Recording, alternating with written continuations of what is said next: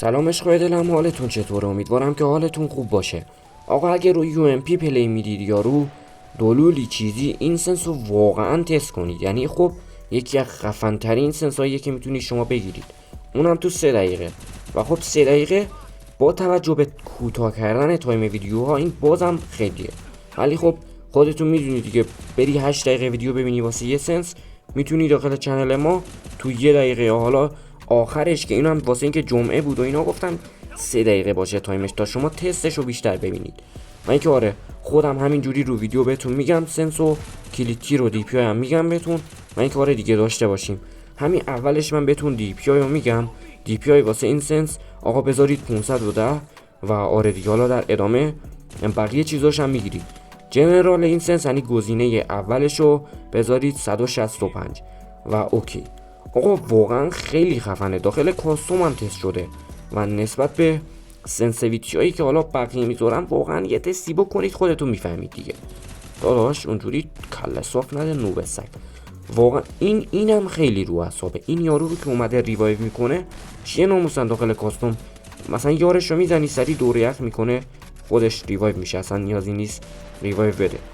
آقا رد دات گزینه دوم سنسیویتی هستش، اونو بذارید 192 و اینکه بریم واسه ادامه این سنسیویتی.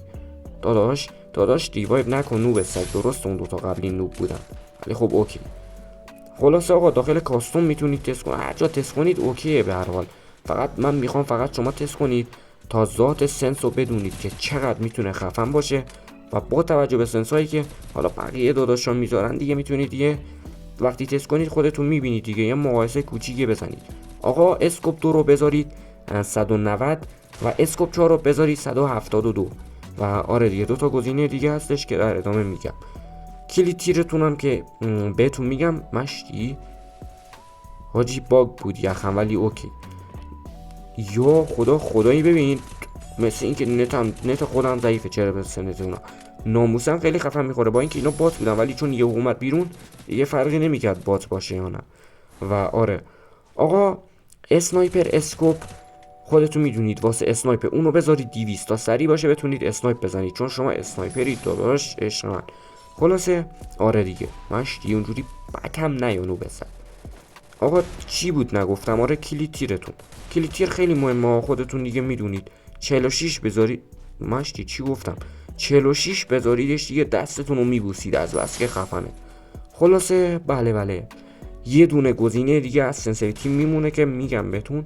داداش آخه دیزرت تو که نوبی، خب نتاشون میپره نصفشون. نگاه مثل این دادا آقا اسکال پلش، چون اینا آقا نگاه نتش پریده. خب چه فرقی میکنه من برم داخل ترینینگ رو اون باتا سنسو تست کنم یا رو این باتا؟ فرقی نمیکنه، به هر حال باتن. ولی خب اینا بهتره چون حوصله این که بری ترینینگ نیست.